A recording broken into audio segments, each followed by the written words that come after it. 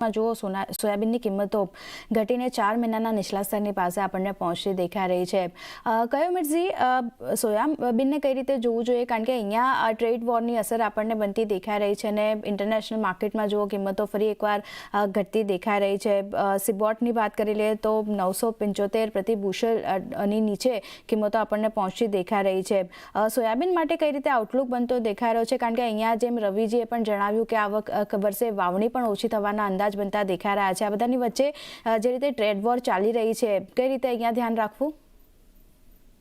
Soybean એક એવી agri commodity છે જેને આ ચાઇના અને યુએસની જે ટેરિફ વોર ચાલી રહી છે એનો મેક્સિમમ ઇમ્પેક્ટ સોયાબીન ઉપર આવ્યો છે. છેલ્લા એક વીકની અંદર લગભગ 4% પ્રાઇસ મુવમેન્ટ આપણે જોયું છે. અને એનું મેઇન કારણ એ જ છે કે ચાઇના યુએસ સોયાબીનનું સૌથી મોટું બાયર છે. અને આ ટેરિફ લાગવાથી હવે ચાઇના બ્રાઝિલ તરફ મૂવ કરવાનું વિચારી રહ્યું છે કે હવે લોકો જે સોયાબીન યુએસ પર જે લોકોની ડિપેન્ડન્સી હતી એ ઓછી કરીને બ્રાઝિલ તરફ મૂવ કરશે. તો એટલે હાલમાં અત્યારે ટેરિફની જે સિચ્યુએશન જે મને લાગે છે આવતાના 1 મહિના માટે હજી આ સ્ટેન્ડ ઓફ કન્ટિન્યુ રહેશે.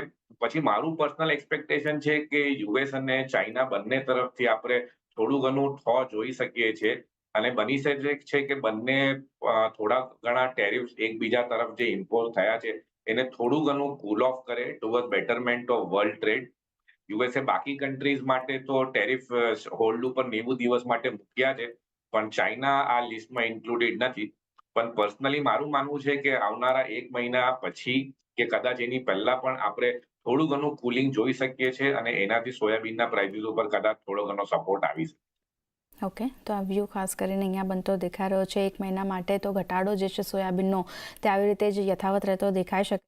જો ટેરિફ યુએસ અને ચાઇના બંને એકબીજા પર ઓછા કરે છે તો પછી સ્થિતિ ખાસ કરીને થોડી ઘણી સુધરતી જોવા મળી શકે છે. ધ્યાન રાખવાનું રહેશે. પણ રવિજી, જેમ કયોમર્ઝે પણ જણાવ્યું, ખાસ કરીને બ્રાઝિલથી હવે ઇમ્પોર્ટ પર વિચાર જે થતો દેખાઈ શકે છે યુએસની જગ્યાએ, તો ત્યાં પણ ખાસ કરીને કિંમતો જે છે તે આપણને વધતી જોવા મળી શકે છે સોયાબીનની. ભારતમાં અત્યારે સ્થિતિ કઈ રીતે જોઈ રહ્યા છો તમે કિંમતોની, અને આઉટલુક કેવો બની રહ્યો છે સોયાબીન પર?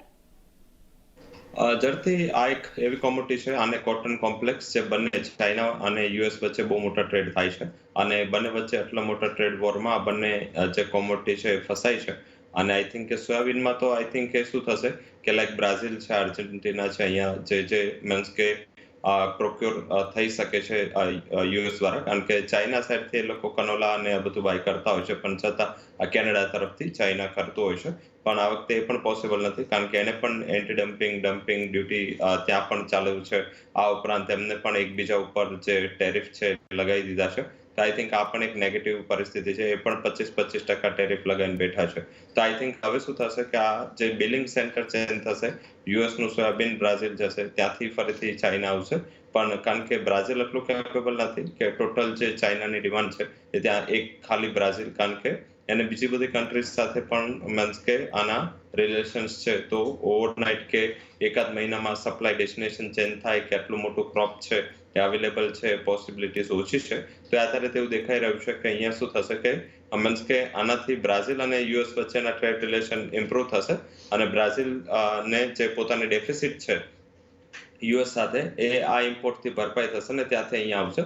આનાથી શું થશે કે એક પ્રીમિયમ અને ડિસ્કાઉન્ટની પણ મોટી ગેમ થશે. યુએસ ડિસ્કાઉન્ટમાં જશે, બ્રાઝિલ પ્રીમિયમ પર આવશે. એટલે નેટ કોસ્ટ ટુ ચાઇના એ સેમ રહેશે, પરંતુ આગળ જતા આ વચ્ચે કઈ સમાધાન થાય છે તો કદાચ ડાયરેક્ટ ડિમાન્ડ ત્યાંથી ઇમર્જ થતી દેખાય. અધરવાઇઝ તો બધી સાઈડ આ વખતે પ્રોડક્શન તો સફિશિયન્ટ હતું અને એના જ હિસાબે પ્રાઇસીસ કરેક્ટ થઈ રહ્યા હતા. તમે 2022નો જો હાઈ જો 2022ના અંતમાં સોયાબીનના પ્રાઇસીસ ઇન્ટરનેશનલ માર્કેટમાં 1783 સુધી ગયા હતા, 1783 સુધી, અને ત્યાંથી સતત ઘટીને અત્યારે 1000 આસપાસ પહોંચી ગયા છે. મીન્સ કે 2 વર્ષમાં, 2 થી 2.5 વર્ષમાં સોયાબીનના પ્રાઇસીસ 70%થી વધારે કરેક્ટ થયા છે. તો મારા હિસાબે આ એક મેજર રીઝન છે કે જે ટ્રેડ વોર, ટેરિફ વોર, આ ઉપરાંત જોઈએ તો હાયર પ્રોડક્શન, આ બધાના હિસાબે પ્રાઇસમાં કોઈ મોટો ઉછાળો આવે એવું અત્યારે લાગી નથી રહ્યું. ઓલ ઓવર પ્રાઇસ થોડા સેન્ટિમેન્ટ વાઇઝ વીક દેખાઈ રહ્યા છે અને આગળ જતા જો આના ઉપર સમાધાન થાય તો કદાચ ત્યાં યુએસનું સોયાબીન છે 1029-30 થી કદાચ 1060-70 જાય, પણ બહુ મોટા ઉછાળાની આશ ના રાખવી જોઈએ. ડોમેસ્ટિક પણ 4500 આસપાસ સ્ટક થઈ ગયા છે પ્રાઇસીસ, અને મને એવું દેખાઈ રહ્યું છે કે એકવાર પ્રાઇસીસ છે એ મેજરલી હમણાં જે રેન્જ છે એ 4400 ઉપર 4580 4600 રહેશે. હા, આપણી પાસે જે વધેલું સોયાબીન છે કે જો આપણે કારણ કે તમે જોશો તો એક ન્યૂઝ હતા પરમ દિવસ કે ઘણા ટાઈમ પછી પહેલીવાર ચાઇના ઇન્ડિયા પાસેથી 52,000 ટન રાયડો ઇમ્પોર્ટ કર્યો છે. તો આ રીતે જો ઇનકેસ સોયાબીન આપણી પાસે સરપ્લસ છે ને આપણે ત્યાં આપી શકશું તો ડેફિનેટલી ઇન્ડિયન સોયાબીન માટે આ એક બ્રાઇટ સ્પોટ બનશે. તો આઈ થિંક આગળ જતા જે મેં કીધું કે આપણા માટે આ એક ઓપોર્ચ્યુનિટી પણ છે કારણ કે આટલો મોટો ટેરિફ ને આટલું મોટું કોસ્ટ ભરીને ત્યાંથી લાવે એના કરતાં ઇન્ડિયન સોયાબીન પર નિર્ભરતા વધશે. તો આપણું જે સોયાબીન છે કમ્પેરેટિવ સ્પોર્ટમાં એ મને એવું લાગી રહ્યું છે 4400 લેવલ ટકાવી રાખશે અને એક અપસાઇડ તમને 4650 4700 સુધી મળશે. સેકન્ડ જે આપણે અનુમાન પણ આગળ કર્યું કે આગળ સોઈંગ ઘટશે તો એની પણ કદાચ એક પોઝિટિવ અસર તમને સ્પોટ માર્કેટમાં દેખાશે. તો હવે જે ફાર્મર્સ છે જે સ્ટોકિસ્ટ છે એ લોકો આ લેવલથી સોયાબીન એક્ઝિટ ના કરવું જોઈએ. નેગેટિવ ફેક્ટર મેજરલી મને એવું લાગી રહ્યું છે પ્રાઇસમાં આવી ચૂક્યા છે. અહીંથી કદાચ 101 રૂપિયાની મીન્સ કે નીચે જગ્યા છે બટ આગળ જતા જ્યારે પ્રાઇસ વધશે ત્યારે અહીંથી 200-250 પોઈન્ટની એક તેજી ત્યાં તમને જોવા મળી શકે. તો ખાસ કરીને